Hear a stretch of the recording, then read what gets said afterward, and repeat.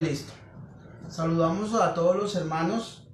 El Eterno sea obrando sobre su vida, sobre su hogar en esta semana que comienza.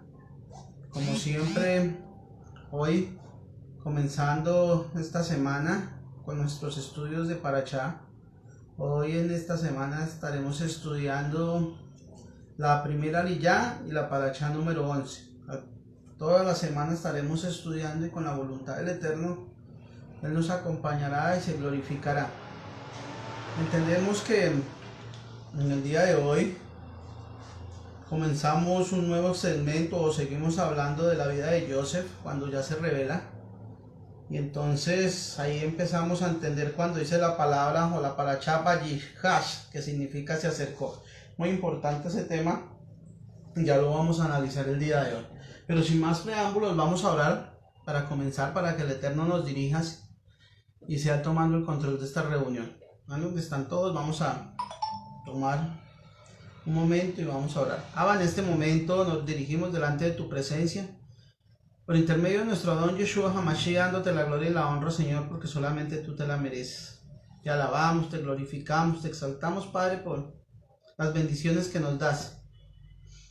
Te damos gracias, Señor, por la oportunidad que nos llevas por llevar este mensaje, por hacernos útiles delante de ti y para servir en tu reino. En este tiempo, Señor, pedimos que seas tú tomando el control de esta reunión, seas tú hablando por medio mío y seas tú, Señor, dándonos el entendimiento y la comprensión para poner o entender tu palabra. Pedimos, Señor, que te glorifiques, que seas tú cubriéndonos, seas tú, Señor, guiándonos para que así podamos entender correctamente las Escrituras. Señor, todo esto lo pedimos por los méritos de nuestro Redentor y Salvador, Yeshua, nuestro Mesías. Amén y amén. Bendito el Eterno. Estamos por Facebook, por MC Bucaramanga esta vez. Estamos utilizando las dos páginas. Bueno, entonces sin más preámbulos, en este contexto seguimos. El sábado estábamos hablando de Judá y Efraín, las dos casas, que es algo muy importante y que nosotros debemos entender como pueblo del Eterno. Y ya en esta parashá, que se llama, como veníamos diciendo, Vayigash, que significa y se acercó, el tema que voy a desarrollar hoy es la primera Aliyá, que comienza en Bereshit 44, versículo 18 hasta el 30. Son cortos, son nomás 12 versículos, y eso es lo que vamos a analizar el día de hoy, con la voluntad del Eterno. Sin más preámbulos, entendemos que en el capítulo anterior, ya en la parashá Miketz, vimos que los hijos de Jacob se presentan ante José, acompañados de ¿quién? De Benjamín. Acordémonos que José los había dicho que se lo tenían que traer para poder soltar a su otro hermano. Esa era entendemos que esa era una de las condiciones que el gobernador de Misrayín había puesto para dejar libre al hermano que había quedado preso, que este era Simón. Y entonces comenzamos a ver que José se pregunta si entre él se sacrificarían a su hermano Benjamín y lo abandonarían, tal como lo habían hecho con él en el pozo.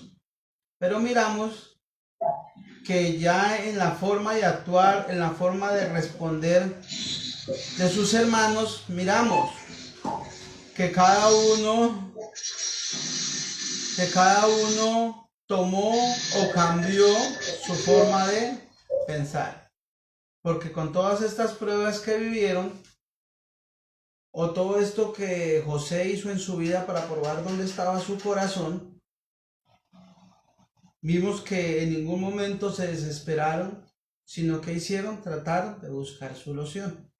Acordémonos que estamos viendo una similitud cuando el pueblo de Israel regresa, son dos pruebas también. Cuando nosotros estamos regresando, ¿qué es lo primero que hace el Eterno en nuestras vidas? Y esto es para una pequeña reflexión. El Eterno dice claramente que Él ve nuestro corazón. Nos empieza a mirar y a probar, a ver si hemos pasado nuestras pruebas o a ver si hemos cambiado de esa forma de vivir o ese antiguo pensamiento que nosotros teníamos. Y ya cuando mira, ya cuando examina, ya Él se glorifica en nuestras vidas y nos recibe con unos brazos abiertos. Entonces esto es lo que empezamos a entender. Y ya la parachá como tal comienza en Bereshit 44:18 con este texto claramente.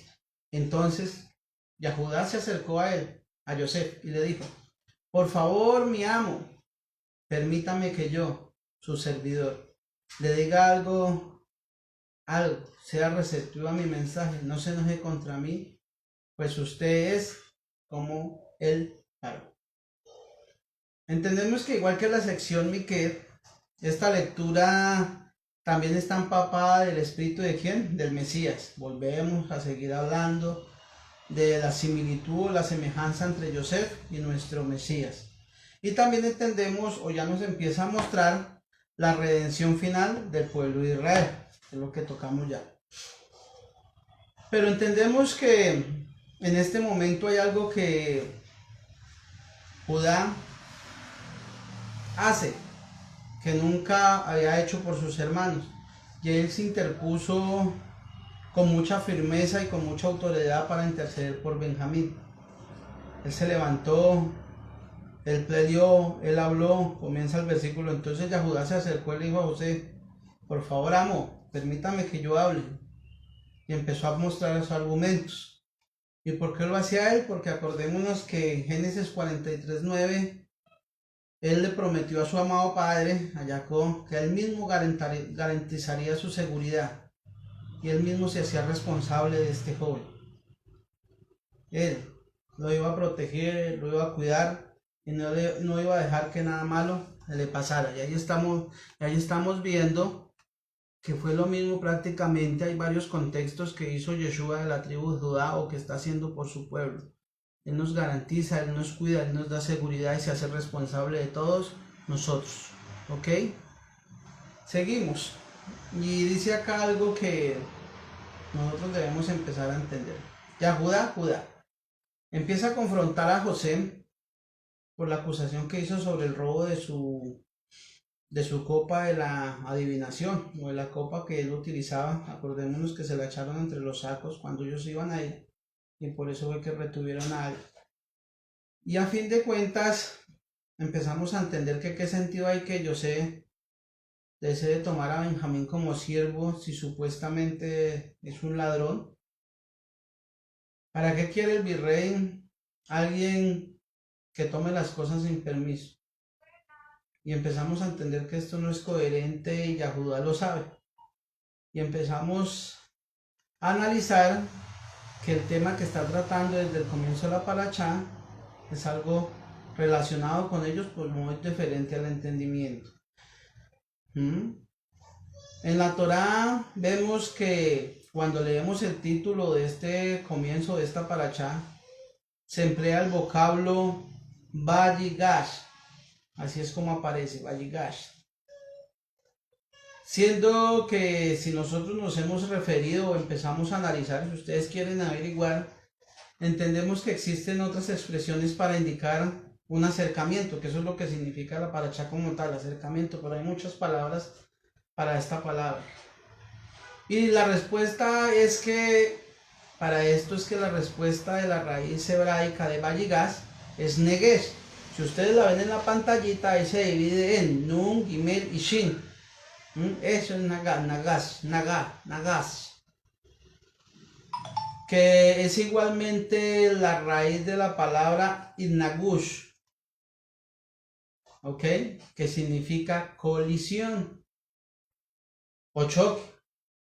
Por eso es que ustedes o nosotros vemos que hay un nudo dramático, hay un desenlace y hay un confrontamiento que se forma aquí. ¿Entre quién? Entre José y Judá. Por eso cuando se acercan esas a hablar, a discutir, y empiezan a mostrar un intenso debate sobre este término del hermano menor en el medio, y estas dos potencias o estas dos cabezas de tribus empiezan a discutir por quién se iba a ser responsable de este muchacho.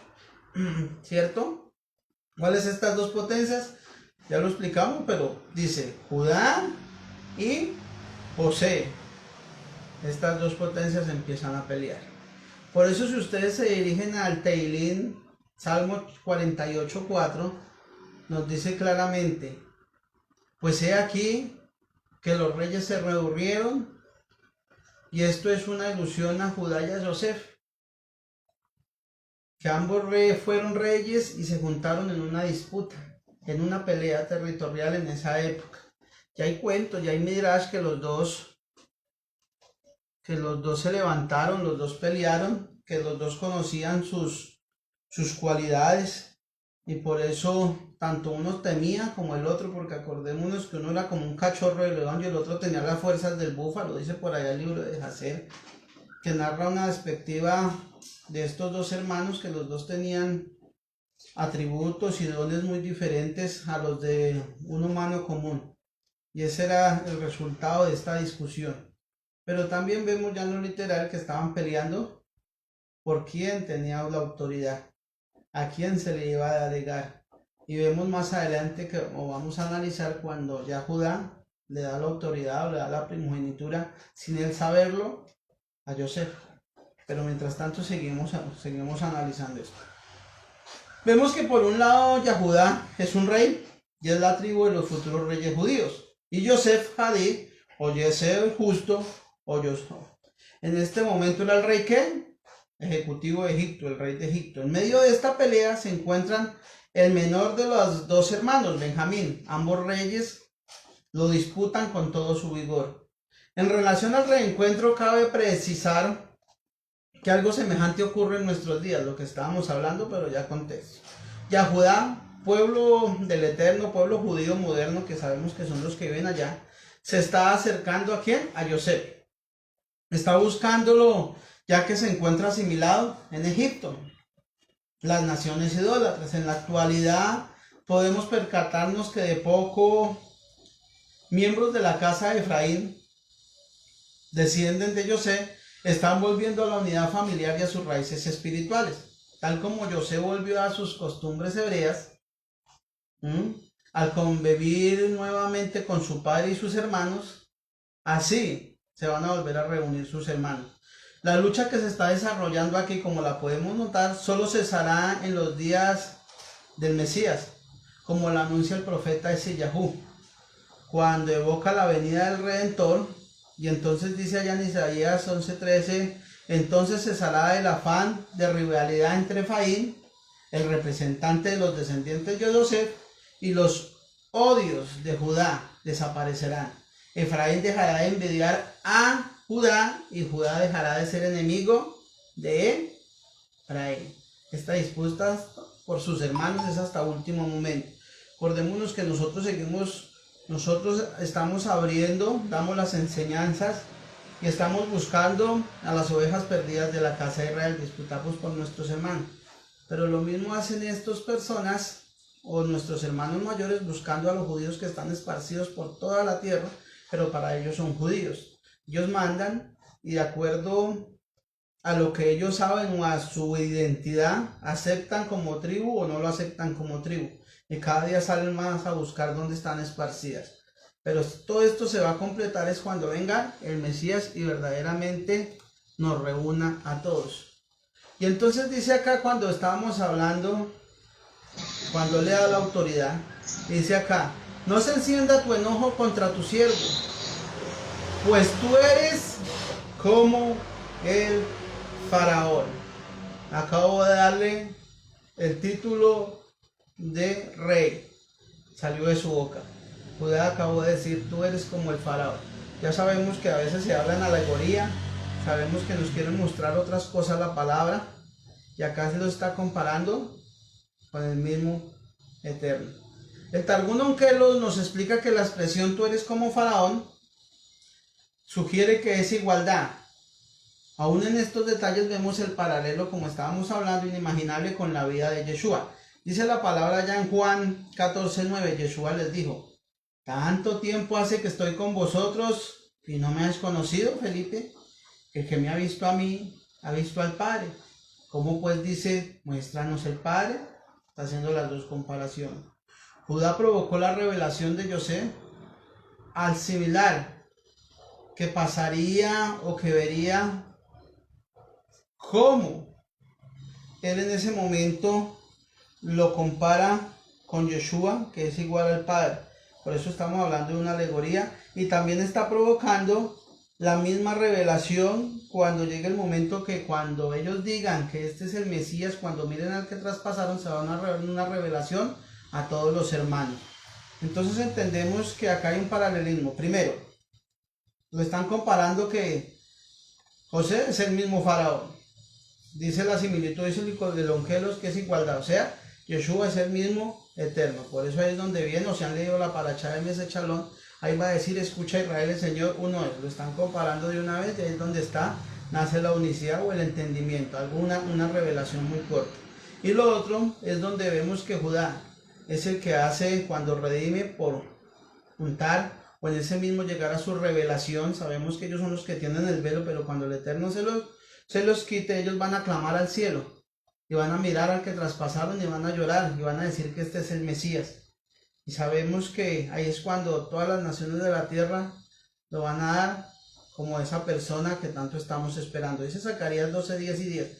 Y derramaré sobre la casa de David y sobre los moradores de Jerusalén, casa de Judá, espíritu de gracia y de oración.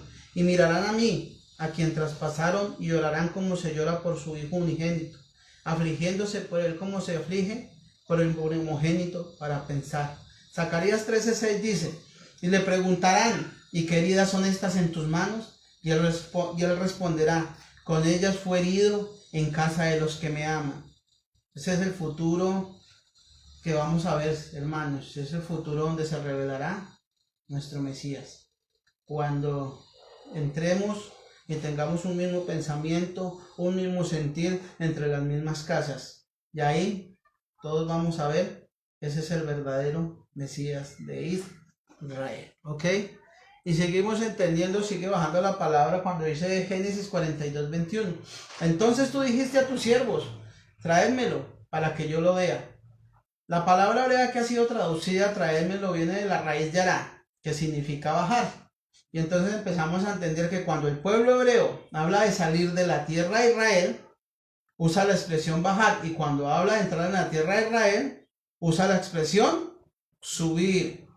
Esto nos enseña que cuando una persona sale de Israel, desciende espiritualmente, baja su nivel espiritual. Y cuando entra a la tierra de Israel, sube espiritualmente. Y entendemos que Hashem llama a la tierra de Israel mi tierra, porque es propiedad de él. Ya vamos a ver el ejemplo, pero hay una narrativa cuando a Salomón o cuando al rey de Israel se le prohibió que hiciera descender a su pueblo nuevamente a la tierra de Egipto.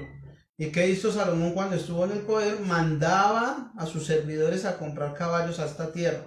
La petición los hacía descender, hacía que disminuyeran su nivel espiritual y lo bajaba a una vida terrenal. Entonces, por eso acordémonos que también fue que una de las partes importantes para él dividir el reino. Si ustedes van a encontrar de la tierra de Israel, que él dice que esta es mi tierra, que el dueño de esta tierra de Israel es el Eterno, entonces están Isaías 14:25, Jeremías 2:7, Jeremías 16:8, Ezequiel 36:5, 38:16. Y entendemos que por eso él, que está en la tierra del Eterno, o el que llega a esta tierra, o el que hace la allá, está más cerca de él que cuando no está en ella. Allá se siente más la presencia, ya se glorifica más. Sabemos que el Eterno está en todo lugar, el Eterno está en todo momento, pero allá es donde está su trono, allá es donde está la gloria de él. Sabemos y entendemos que dice la palabra en Deuteronomio 11:2. Es la tierra que Yahweh Elohim cuida. Los ojos de Yahweh Elohim están siempre sobre ella desde el comienzo del año hasta el final de año. ¿De quién es la tierra? De Yahweh. A él le pertenece. La tierra no es de nosotros. Ok, dice Génesis 50:24. José dijo a sus hermanos, yo voy a morir, pero Dios ciertamente os cuidará. Y acá es ¿a dónde estaban en ese momento? Ellos estaban en Misray, en Egipto. Y miren lo que les dice acá. Os hará subir de esta tierra, la tierra que él prometió en juramento a Abraham, Isaac y Jacob. ¿Qué es lo que va a hacer? Hacerlos subir nuevamente. Porque estamos en un proceso o en un descenso espiritual y terrenal. Lo mismo que nos pasa a nosotros en este momento. Nosotros estábamos en una tierra de esclavitud, en una tierra de oscuridad, ¿Qué vamos haciendo poco a poco? Vamos haciendo aliyá para subir nuevamente cuando llegue un reinado milenial a la tierra de Israel. Y cuando descendemos, acuérdese que esta es la palabra, dice ya Génesis 26:2. Y se le apareció Yahweh y le dijo, no bajes, bajad a Egipto, mora en la tierra que yo te diré. Entonces entendemos que cuando vamos a Egipto o cuando vamos a Mirrayim, estamos descendiendo del nivel espiritual. Cuando estamos o queremos estar en Israel, estamos subiendo donde está verdaderamente o donde vamos a encontrar el que el Eterno se glorifique completamente. Dice la palabra, o entendemos porque siempre nos han dicho debemos hacer aliyá. La parachá se vive en aliyá. Nosotros debemos hacer aliyá, o cuando llegue el momento, cuando venga el Mesías a reinar, vamos a hacer un aliyá porque todos vamos a vivir en la tierra de Israel. Dice ya, ¿qué es aliyá? En hebreo significa ascenso, en plural aliyó o aliyó.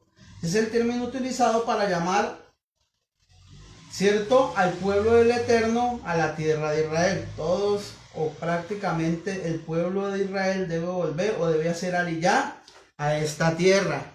Acordémonos que nosotros no nos vamos a los cielos, sino cuando el Eterno venga, cuando Yeshua venga, se glorifique acá en la tierra, dice que bajará la Jerusalén celestial y todos vamos a habitar en esta tierra. Y dice allá Zacarías, Ezequiel diré que cuando llegue el momento, de año a año todas las naciones de la tierra deben subir a Israel a presentarle ofrendas al Eterno. ¿Ok? Entonces esto es lo que nosotros debemos entender. Dice Génesis 28:13. Entonces de repente Yahweh estaba parado allí junto a él y le dijo, yo soy Yahweh, el Elohim de Abraham, tu padre abuelo, y el Elohim de Jacob. No temas, la tierra sobre la cual estás acostado yo la daré a ti y a tu cera, o a tu simiente. Por eso es que nosotros debemos volver a Israel. Nosotros debemos hacer esta aliyá. Tarde o temprano, si no lo hacemos en este momento, lo vamos a hacer cuando venga nuestro Yeshua HaMashiach a gobernar sobre esta tierra. ¿Ok? Y allá es donde todos nos vamos a volver a encontrar. Esperamos que esta aliyá sea de bendición, es corta, sustanciosa, pero ya vimos 3 conceptos: el encuentro de Israel, o el encuentro cuando Judá se acercó a José, la revelación de José sobre sus hermanos cuando ya se han unido, y la aliyá que todo el pueblo de Israel debe hacer en un momento determinado para llegar a la tierra de Israel. El Eterno los bendiga, los acompañe y se glorifique y les siga dando entendimiento. Shalom, shalom para todos los hermanos.